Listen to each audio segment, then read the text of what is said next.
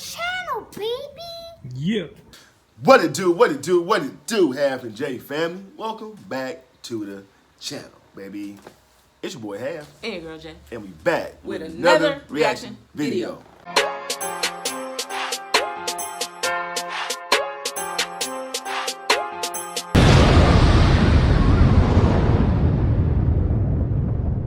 All right, y'all. Welcome back to the channel.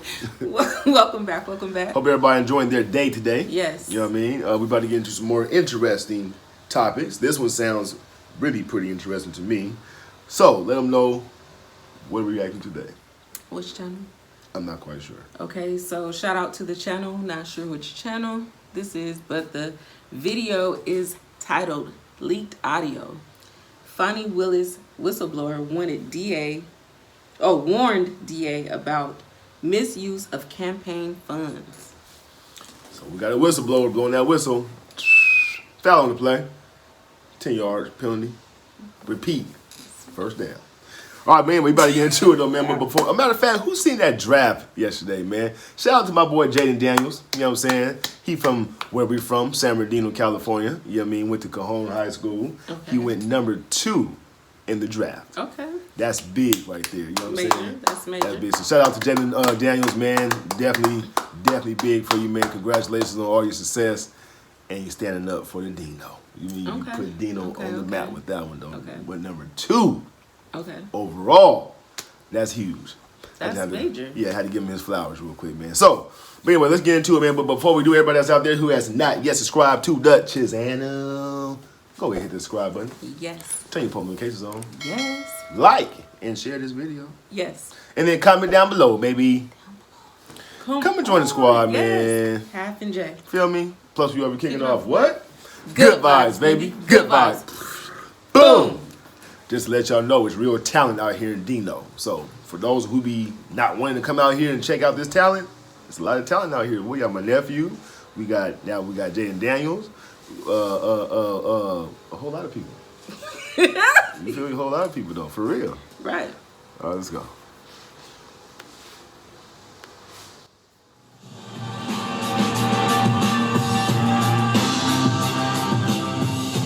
Bombshell new audio appears to show a whistleblower privately warned embattled Georgia DA Fani Willis that her top aide was abusing federal funds. Now, in the audio, Willis appears to agree with this whistleblower and say that she'd look into it. Yet a little less than 2 months later, the staffer who raised the concerns was fired. Let's take a listen to that audio. He told everybody in front of Crystal, Deontay, everybody, we're going to get MacBooks, we're going to do that, we're going to get swag, we're going to use it for travel. I said, you cannot do that. It's a very, very specific grant. Took me off. I questioned Junior DA. There's kids in there from out of the county, all this. Took me off Junior DA. I did not want to do it. He made it look as if I wasn't doing what I needed to do because I questioned him. Because I knew for a fact Mr. Cuffy respectfully did not know what he was doing, period. So I respect that is your assessment. It was clear to me that you and Mr. Cuffy were not getting along. And I'm not saying that your assessment is wrong. I want you to really listen to the words I'm saying. Cuffy, and this is my personal opinion, to one woman to another is dangerous to your administration. Yeah, so the implication here is that this whistleblower came forward about another employee who wanted to misuse grant funds. And after coming forward in that kind of, nervous, heated, excited way that we just heard, she was the one that was ultimately fired. Now, you also did hear Fani Willis say, I know that you guys have been having trouble at work. So this is a snippet of a broader circumstance. Who knows? There's other reasons that people could be fired. Sometimes people are substantively in the right with their employment problems that outstrip the conflict at issue here. Who knows? Absolutely. We should proceed cautiously. This whistleblower who was fired spoke to the Free Beacon, Washington Free Beacon, and provided this audio. But I have to say, what's alleged in here is extremely serious. What the whistleblower says is that this grant, and the whistleblower worked doing in Fani Willis's office, doing work with nonviolent juvenile offenders. This is important work. That they received a grant from the federal government earmarked for the creation of a center of youth empowerment and gang prevention. Again, that sounds like a very worthy cause for public funding. And what she says is that this other employee, Michael Cuffey, wanted to use it to purchase swag, computers, and travel to misuse funds for the greater. To purchase swag? So he ain't got no swag right now or something? So he was Oh, man. he was trying to buy some swag? Oh, my God. You know what I'm saying? Oh, yeah. You can just hit me up for that, player. You know what I'm saying?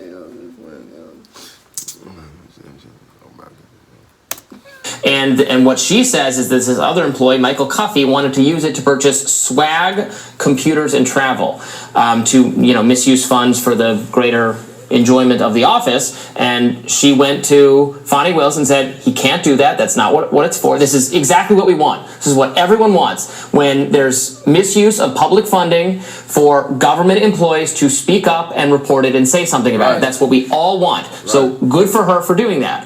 And Fani Willis there is trying to calm her down. It's clear this was a difficult workplace, that she didn't get along with the person. Fani Willis is trying to calm her down, and then we don't know what happens, but she lets her go 2 months later.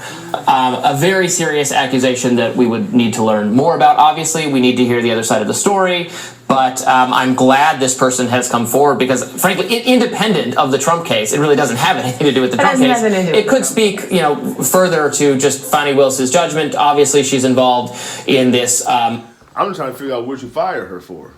Right. You know what I'm saying? Because now you look guilty yourself. Right. On trying to hide something. You know, that's like working in a warehouse. Here go one of my analogies again, y'all. That's like working in a warehouse, right?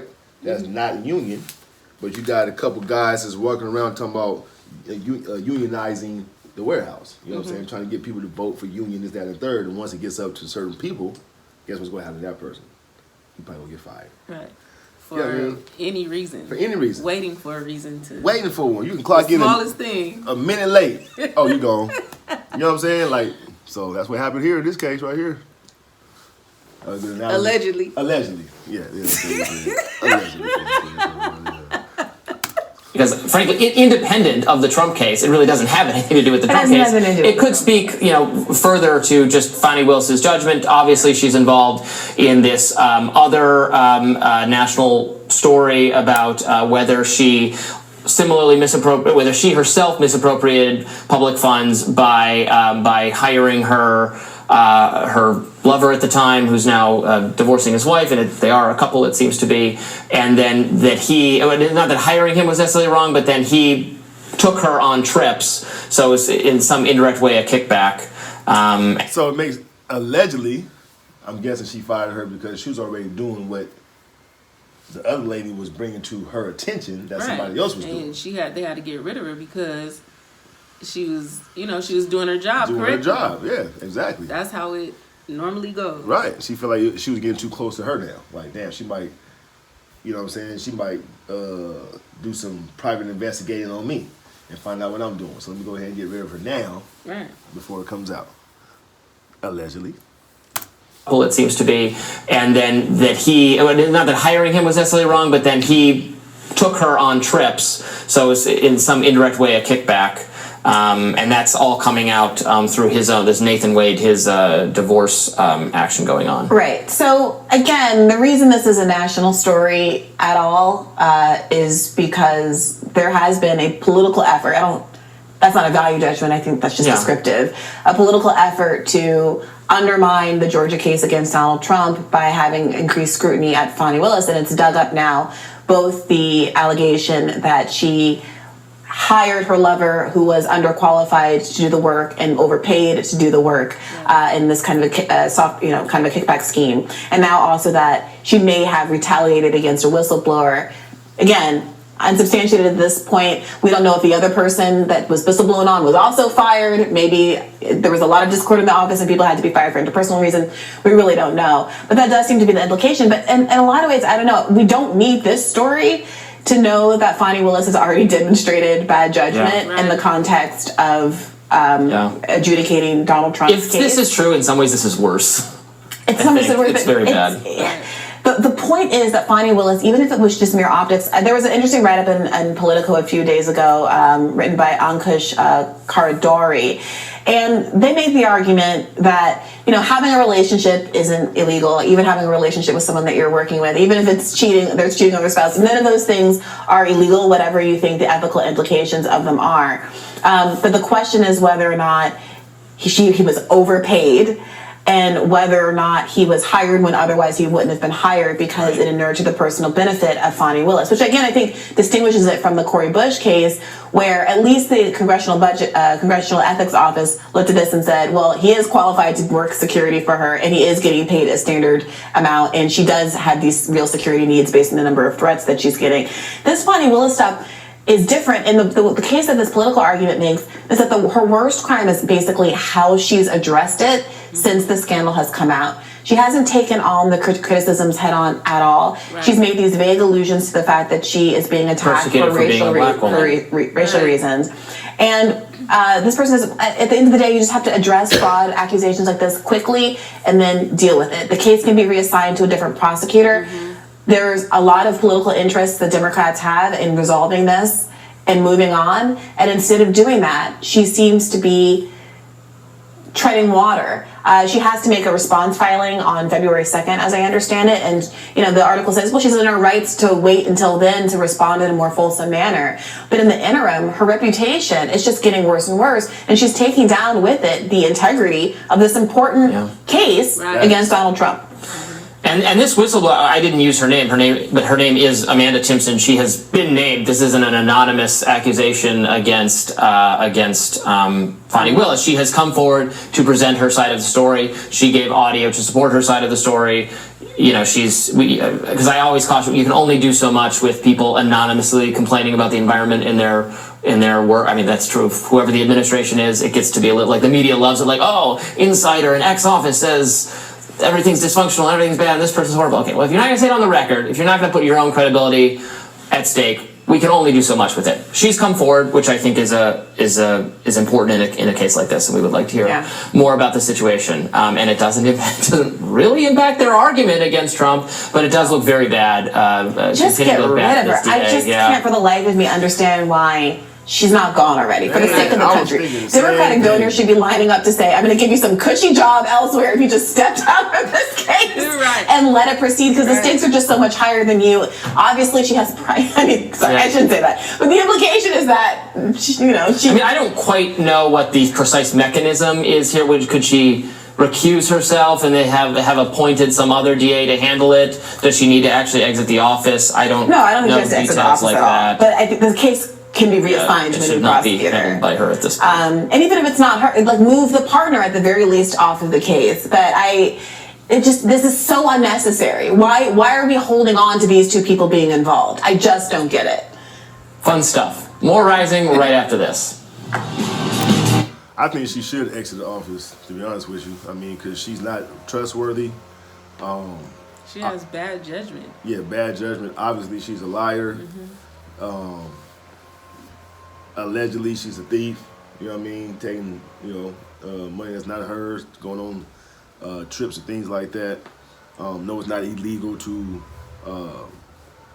have a boyfriend or a girlfriend or, whatever the case may be. Have an affair. But I just feel like when you're in a position like that, you got to hold yourself at a different standard. Right. You know what I mean? You have to hold yourself at a different standard because you have people that's watching you. You know what I'm saying? It's just that simple. So,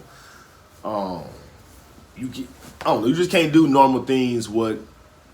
She's bringing the hood rap into her professional life.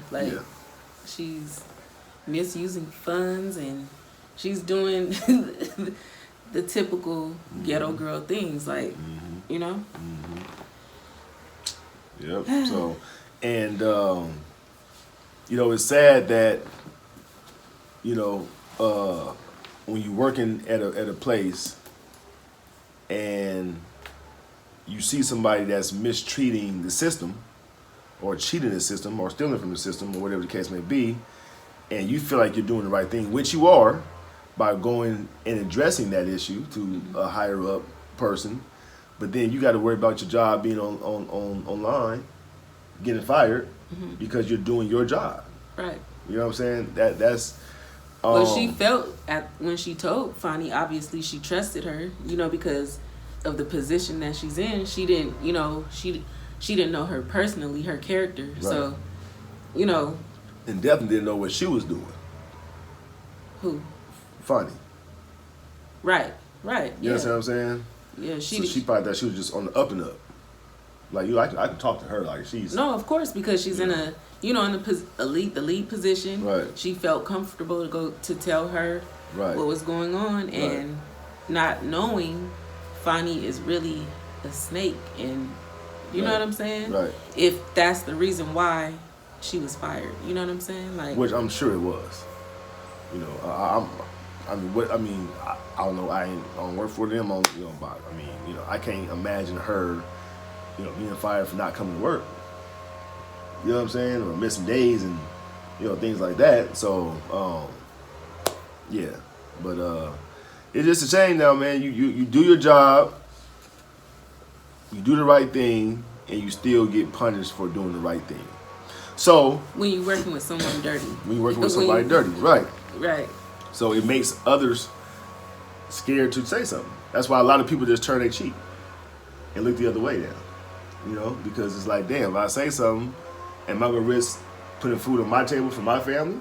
Because it's just unfortunate that people in power are misusing it, and you can't confide in them because of the dirt that they, the secret dirt that they're doing. Right. You're supposed to feel comfortable to speak to whoever, a supervisor, really? Or you're supposed, that's their job is to do right in their position, but to police what's going on, and on some job application it either asks you that question sometimes, like if you see an employee doing X, Y, and Z, what would you do? Like, would you report it, this, that, and the third? Would you turn it on the cheek, a lot of people that's rational is going to say, I'm going to report that. Right. You know what I'm saying? But again, based off of stories like this, they'll second guess it. And be like, I'm going to just go ahead and leave that alone. Right. You know what I mean? So that's what today's world is all about, y'all. You do the right thing, you still get punished for it. So I'm not in all cases. Well, not in all cases, you have but people who are really professional. Yeah. But you just have those few bad apples that will ruin it for the whole bunch. It's unfortunate. Yeah. Like they always say, it takes one person to ruin for everybody. So. But yeah, you guys let us know what you guys think about this one. Comment down below. Let us know. Let's have a conversation about it, and let's jump into some shout outs. Okay. So first shout out goes to Crusader. What's up, Crusader? Crusader, what's going on, man? Shout out to you. Definitely hope you enjoyed that reaction. Let us know what you thought about it. Comment down below. Let's have a conversation about it. Come back and join us for some more. Yes. Second shout out goes to Keith Parsons. What's up, Keith Parsons? Keith Parsons, what's going on, man? Shout out to you. Hope you definitely enjoyed that reaction. Let us know what you thought about it. Comment down below. We love you guys. Yes, we do. Each and every one of you. Yes. Make sure you guys keep God first. Most importantly. And we're going to catch you guys in the next reaction video. Yes. Peace. Peace.